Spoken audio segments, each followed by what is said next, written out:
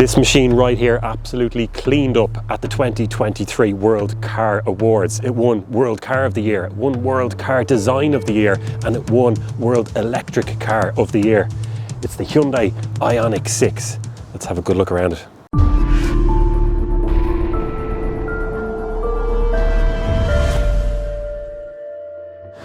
A little bit of background on what's going on here just before we get stuck into the details of the actual car.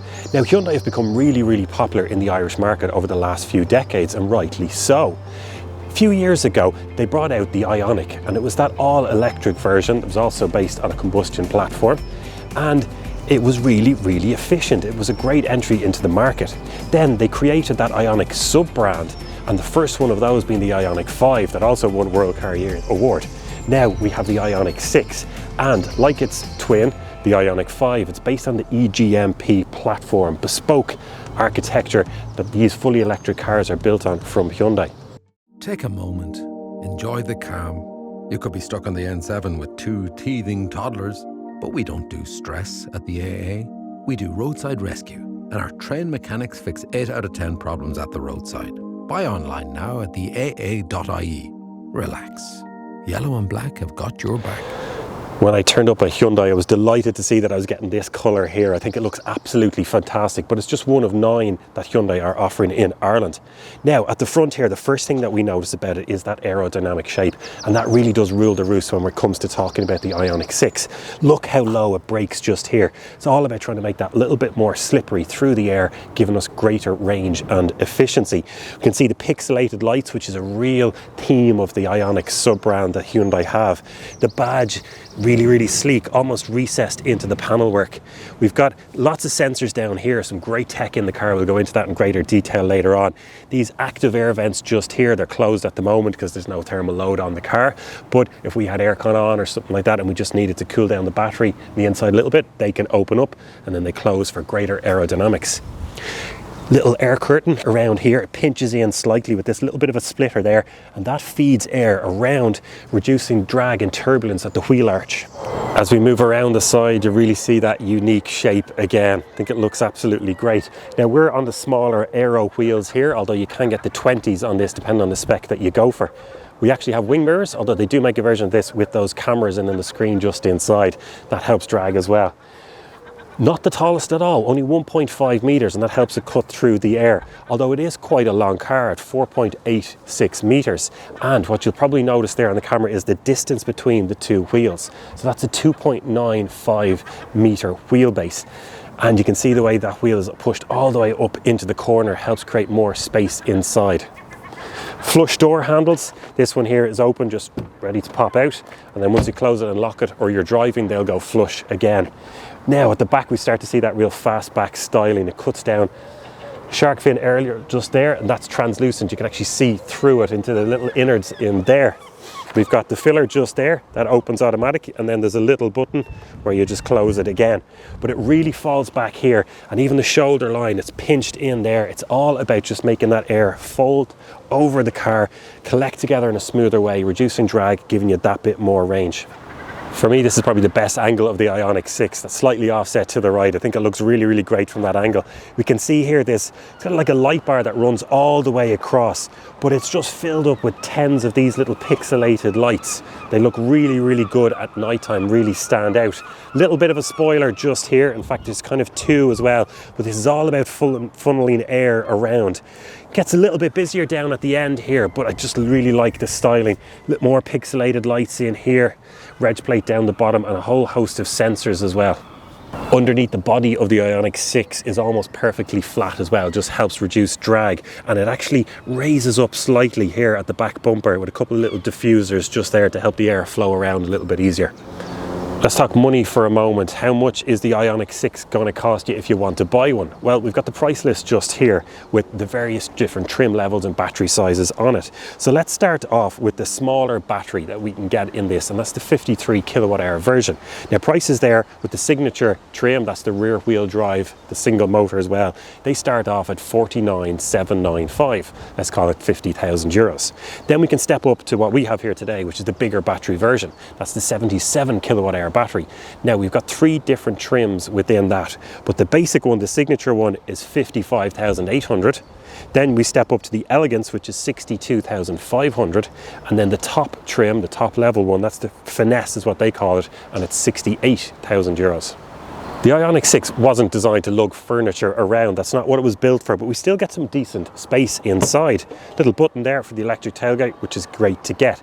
Now it's not that hatchback styling, so the opening is only just this part here, but you get 401 litres of space in there, plenty to get in your bags. I mean, you'd fit your golf clubs in, whatever you need to. There's also a little bit of a subfloor just there where you can put your charging cables and things like that. And don't forget that you get 45 litres of a frunk up front as well. Although if you go for the all-wheel drive variant, that drops down to about 10 to 12 litres of space. Then when we want to close it up, we've got the electric tailgate there. Press the button and it just closes up on its own.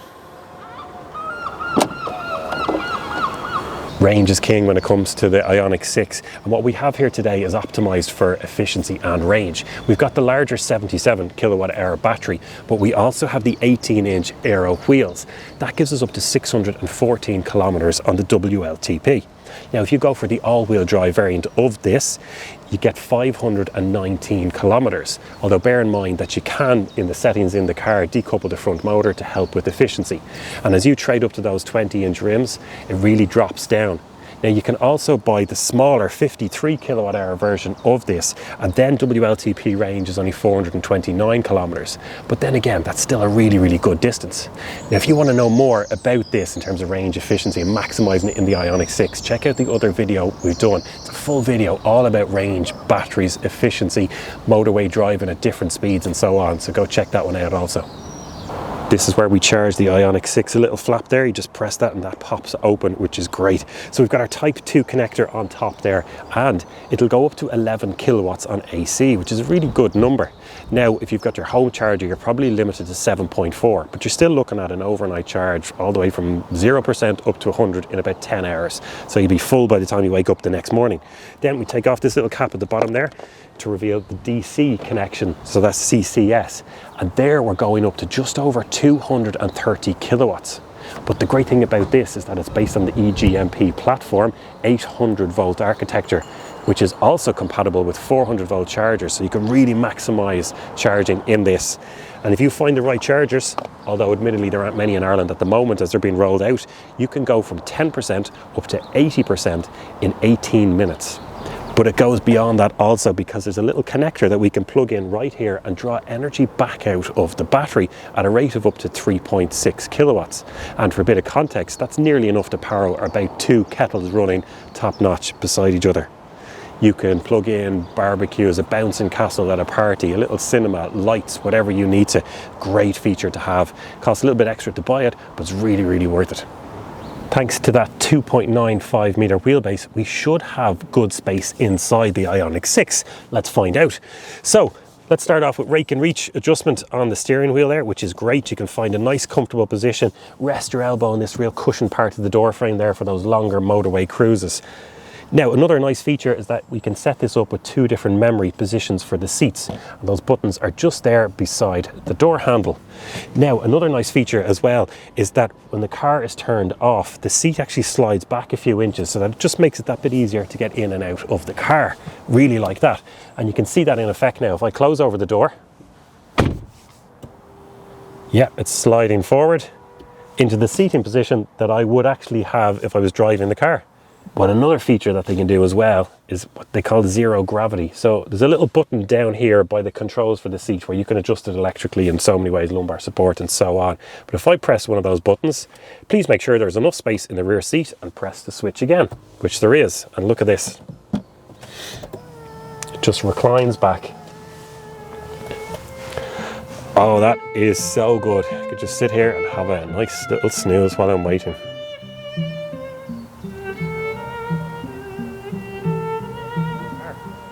So I think it's time now to jump in the back and see what space is like there. A decent sized opening here so you can fit in and out quite easily. So just a reminder that this is set up now with 2 people at 6'2", and that seat moved back about 3 or 4 inches, and I still have plenty of space there. Really is impressive. Head height Oh, I really have to make an effort to sit upright, push my head back to touch the roof. But as I'm sitting here in a comfortable position, no, I still got a couple of inches to spare, and that's at 6'2". These seats are a little bit narrower than you might expect as well. They're still really, really comfortable, but because they're a little bit lighter and narrower, it gives us more space in the back. And the quality of materials has followed through. It's really, really good. Nice and comfortable in here. Sculpted seats. I've got 2-stage electric heated seats here, electric windows. I've got my door pouch with a cup holder, I've got a magazine here, 2 USB-C connections, air vents. Yeah, it really is good. I've got an armrest here with 2 cup holders built in the middle. It's a flat floor, so whoever's sitting in the middle will be quite comfortable as well. Central part is nicely padded. Now, if they get over 6 foot, their head will start to touch the roof, but how often do you have 6 people of 6 foot? 5 people, that is. 5 people of 6 foot in the back of a car. And also, there's a nice little feature here on the passenger seat in the front. There's these little controls just there. So I can press those and move that front seat forward and back to give myself an extra little bit of space if I'm in here. Obviously, you can't do that for the driver. That wouldn't be safe, but you can for the passenger. Let's just do a quick run through the cabin inside here. We won't spend too long on it. And we'll start off now with the steering wheel. So you've got these pixelated lights just here to tell you what kind of driving mode you're in. Now the steering wheel has a lovely feel to it. It's a nice size and it's got just the right amount of buttons on it as well. There's the proper old school buttons where you press them in. There's a couple of little scrollers there which work really well. You don't lose grip on them. They just work excellently. And a couple of little toggle switches just there as well. And this button here with drive mode on it, so we can decide if we want eco, normal or sport. A couple of stalks at the back there for lights, windshield wipers, things like that. The usual, we'll skip over those. And you also have flappy paddles just there for selecting the level of regen that you want. Now, if you want to know more about that, watch the other video that we did all about range, driving, regen, braking, efficiency, battery sizes. That other video, well worth the watch. Behind here we've got 2 screens, so both 12.3 inch displays. The one on the right is not touch screen, that's just your driver's display, energy efficiency, what type of regen you're setting, your battery, all that kind of information that you need, directions and things like that. Then over on the left hand side here, this is the touch screen display, the brains of the car, where we get all the different menus and functionality settings and things like that. And it's very responsive and it works really well. It's fairly intuitive as well. You've got access to climate, your heated seats. There's all things like valet mode, quiet mode, the settings, Android Auto if you've got your phone hooked up as well, navigation, and plenty of different things in there. Media, radio, all those kind of things. If we click on the EV button just there, because that's what we're in now, you get various settings as well, which is great. So you can see the weather forecast, the V12 functionality. You can program it, set it to only discharge to a certain level, so you have enough battery to drive home then afterwards. Then underneath the screen here, got a lot of shortcut buttons. So the likes of navigation, map, parking cameras. The parking system in this car is absolutely fantastic. You can get out of the car and it will park itself once you've chosen a position to go into. Really is excellent. You just get out of the car, press the button on the key and the car will park itself. Loads of shortcuts here to your climate control, so you can have that on auto, changing your temperature, heated seats, heated steering wheel, cooled seats, all that kind of stuff. Then just underneath it, we've got a wireless charging pad. That's also cooled because you know when you're wirelessly charging your phone or another device like that, they can heat up a lot. This will keep it nice and cool. USB-C connection, 2 of those just under here, and USB-A just there as well, proper old school one. Android Auto and Apple CarPlay on this are not wireless, you do have to plug in for those. A couple of cup holders, and then down here is where you've got your electric windows and your locks. They're not on the door, that gives you a little bit more leg space, and they're all down here. And this center, console, which is kind of like, it's almost like a bridge that spans over from the dash back towards the armrest just here. Loads of space underneath it. Another great thing about having that dedicated EV platform, just gives you oodles of space inside.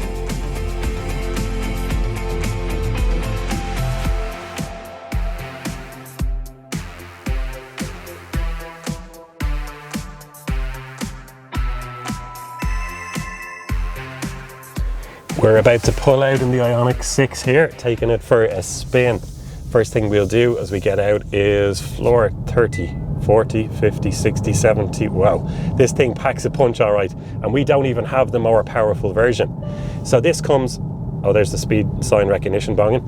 So this comes in 3 main formats. So with the smaller battery, that 53 kilowatt hour battery, you get a 111 kilowatt motor. So that's about 150 horsepower in old money. And if you're doing the 0 to 100 sprint, about 8.8 seconds. The version that we have here today, and this is the one that you want to get if you're looking for range. And this is the rear wheel drive variant, the bigger battery pack. But we also get a bigger motor of 168 kilowatts. Now that's good for about 230 horsepower in old money. So 7.4 seconds is your 0 to 100 time. And then if you want to have a little bit more fun with it, a bit more aggressive driving, you get the all-wheel drive variant with 2 motors, one in the front, one in the back, 326 horsepower and 5.1 seconds in the 0 to 100.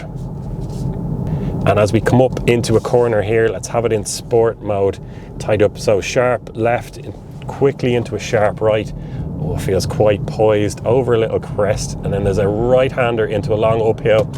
And whoa, plenty of power to get this up the hill and out of that corner. Really does take off, but even in the corner there, it felt very composed. Now, it's not as firm as some other cars we've driven recently, you know, the Polestar 2, or you get into a Model 3 Performance or something like that. They do feel a little bit tighter, poised, more pointed steering, but that's not why you're buying the IONIQ6. That's not a bad thing. This finds a beautiful balance between comfort, and you can still have a little bit of fun with it. It still will take a corner very well, but it's just so comfortable. And I think that comes down to both the way the suspension is set up and also just the sound insulation in it. So the suspension is slightly softer, as we just alluded to, but that means that it's just great over little ramps, and as you're taking those little bumps in the road, the dampeners do a great job of just easing it out. And when we're a little country road just here, and it just stays very poised and balanced, nice and comfortable. We're on the smaller wheels, squishier tires. That sound insulation as well, because it's quite a sleek profile. It'll cut through the air. You don't get much wind noise from the A-pillar there coming across the windscreen. And also good padding around the wheel arches, so we're not getting a huge amount of road noise either. Yeah, really does a good job of balancing out. It means it's such a comfortable drive. And then you couple that with the electric motor, which is just near silence. There's no gear shifting. The car isn't hunting for gear. You don't get the vibrations. It's just so smooth. And as we come out of that 50 kilometer an hour zone, this is an 81 here. So we just lightly press the accelerator in eco mode, 70, 80, we're up to speed. No fuss. It's a wonderful drive. Really is a wonderful drive. Another great thing about the IONIQ6 is the fact that it's a mobile power bank. What do I mean of that? Well, we're making 2 videos today. This review, of course, but then also another video all about range, batteries, charging, how far the IONIQ6 will go in a charge. And we've nearly run out of battery. The spare one that I have here is nearly dead. So what do? I take the charger here. There's a little 3-pin socket just down there on the bench underneath this middle back passenger. Take the spare battery, pop it into the charger, and there we go. We are charging up our spare battery. And in theory, I could just plug in an extension cord. I could be charging up my laptop as well. I could even be boiling the kettle for a cup of tea as we sit here filming today. It just starts to move on what is normally just a car, a box on 4 wheels, and brings about extra functionality. It's a mobile power bank. There's so much you can do with it. It's really exciting, and huge praise for Hyundai for including it in their cars. Let's just cut to the main figures and the main points now. You get a 77 kilowatt hour battery in the spec that we have here today. There is a smaller variant, and with that one you get a WLTP figure of just over 400 kilometers. But the one that we have here today is the rear wheel drive, so there's only one motor mounted on the back. Still fast enough, but that gets you a WLTP range of 614 kilometers, which is just phenomenal out of a battery that size. Now, of course, it's a little bit optimistic. You have to drive it carefully. In winter, on the motorway at speed, you're not going to get that. Something, you know, more like 450 is a little bit more reasonable, maybe 400 in the worst case scenario. But in general, now let's see, I can bring it up here. So if I toggle through the menu, so bring up my speedometer here. So yeah, since I've reset this, since I last charged it, we've done 173 kilometers, and we've had an average efficiency of 13.3 kilowatt hours per 100 kilometers. And that's been a little bit of motorway driving, pottering around town. The heating's been on a little bit here and there. It's just incredible efficiency. So at that rate, we're clearing 500 kilometers all right.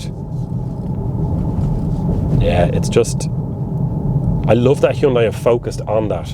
The original Ioniq was so efficient, the wind knife they used to call it. Then with the IONIQ6, it still was set up very well in terms of the motor battery size, but it's just a big chunk of a car. It's heavy, it's a block going through the air, and it didn't have the same level of efficiency that the original Ioniq became famous for, or even the Kona, the other stablemate in the Hyundai group. But this brings it back to what they had been doing, just ultra efficient. And the fact that you can charge it up so quickly means you're getting range back in at a phenomenal rate.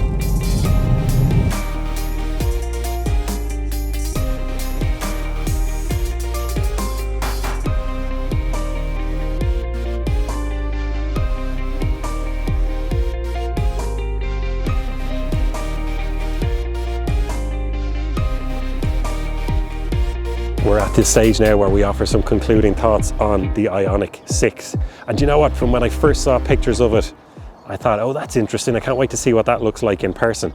Now that I have seen it in person, that I've lived with it, that I've done my commute in it, I've done 100 kilometers, I've walked out my door so many times and looked at it in my driveway, I really have fallen in love with it. Now I do accept it's a little bit different. Some people might not like the design of it. It's a little bit too new, too avant-garde for them. I don't agree. I think it is absolutely stunning. There's a real beauty in its elegance, in that form, the streamline of it. I think it just looks absolutely great. The tech inside is brilliant. The seats are hugely comfortable. It's so good to drive. The cruise control is brilliant, just making those long distance trips so good. Boot space is absolutely fine. There's great space inside for passengers and the driver. Really is a phenomenal machine, and I think it's going to go on to one of those lists where I talk about my favorite cars of the last few years.